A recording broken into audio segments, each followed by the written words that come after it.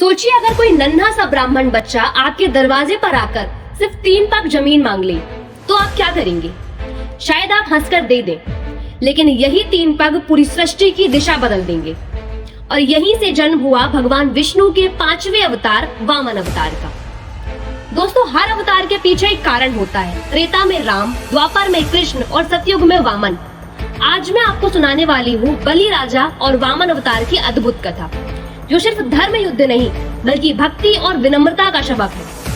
असुरों के राजा महाबली बहुत बलशाली थे और वो न सिर्फ युद्ध में विजयी होते बल्कि प्रजा के लिए न्याय प्रिय और दानशील भी थे। उनकी भक्ति और पराक्रम से उनका साम्राज्य इतना बढ़ा कि स्वर्ग लोक तक उनके अधीन हो गया।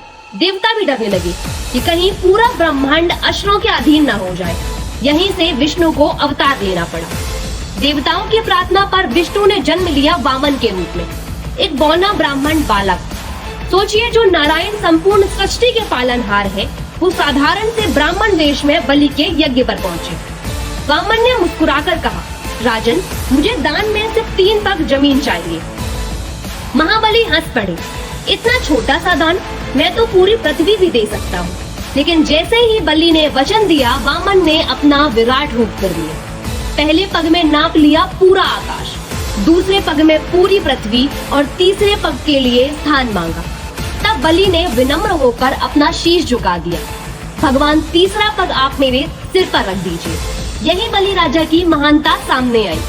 शक्ति और साम्राज्य खोने के बाद भी उन्होंने वचन निभाया। वामन ने बलि को पाताल लोक का अधिपति बना दिया और कहा, तेरी भक्ति और दानशीलता अमर रहेगी, तेरा नाम सदा लिया जाएगा। इसी कारण आज भी महाबली को याद किया जाता है और केरल में ओणम पर्व उन्हीं की स्मृति में मनाया जाता है। तो दोस्तों, वामन अवतार हमें सिखाता है कि शक्ति और साम्राज्य क्षणभंगुर है, लेकिन भक्ति और विनम्रता अमर है। बलि हार कर भी अमर हो गए क्योंकि उन्होंने भगवान को सिर झुकाकर स्वीकार किया। आपको क्या लगता है, बलि राजा हारने के बाद भी क्यों पूजनीय बने? कमेंट में अपनी राय जरूर लिखिए।